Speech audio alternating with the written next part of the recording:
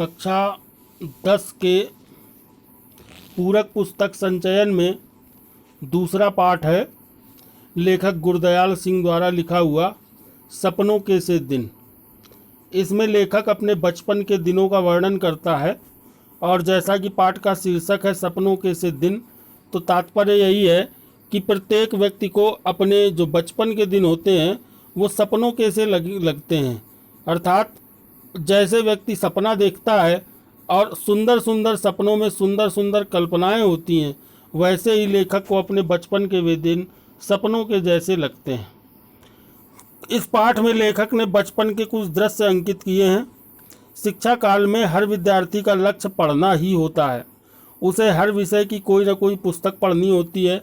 इस पढ़े हुए में से बहुत कुछ ऐसा होता है जो पूरी कोशिश करने के बाद याद नहीं रहता, परंतु कुछ ऐसा भी होता है जो कि एक बार पढ़ लेने के बाद हमेशा से हमारी स्मृति में हमेशा के लिए बस जाता है। इस आत्मकथा को दूसरी कोटि में रखा जा सकता है, जिसे पढ़ने के बाद भुला पाना कठिन ही नहीं असंभव हो जाता है।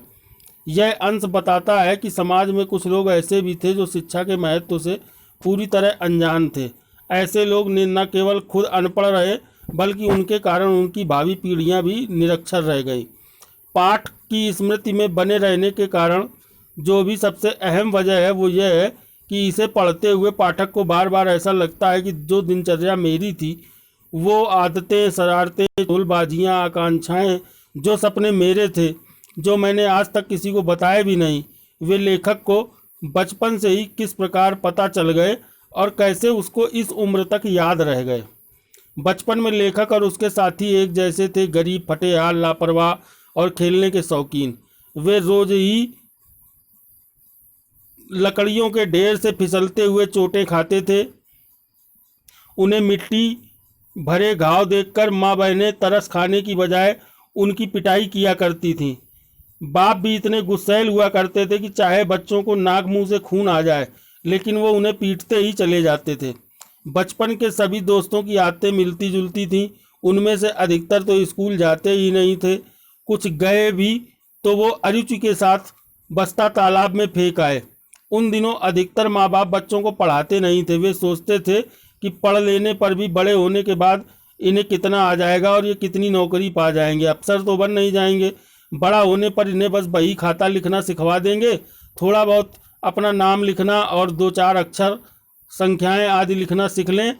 जिससे लेखक के अधिकतर साथी राजस्थान या हरियाणा से आकर के वहीं पर व्यापार करने लगे थे। पता ही न चला कि खेलने के 4 दिन कैसे बीत गए। वे सभी बच्चे पढ़ाई को तो मानो कैद समझते थे।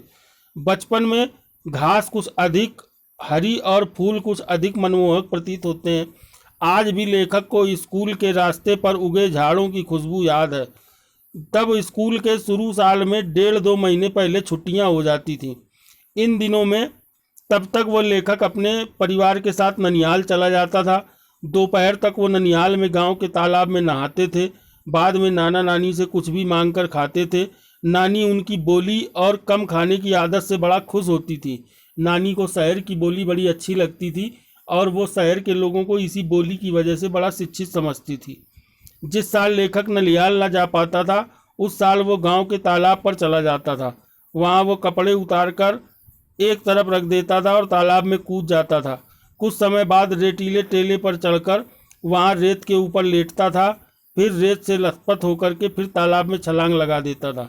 ऐसा लेखक और उसके साथी कई बार किया करते थे। इस प्रकार से उनका ये बचपन का समय बड़ा हंसी खुशी व्यतीत हो रहा था। अब इसके आगे जो इसका सारांश है, इसके भाव हैं पाठ के, वो आपको अगली कक्षा में समझाए जाएंगे।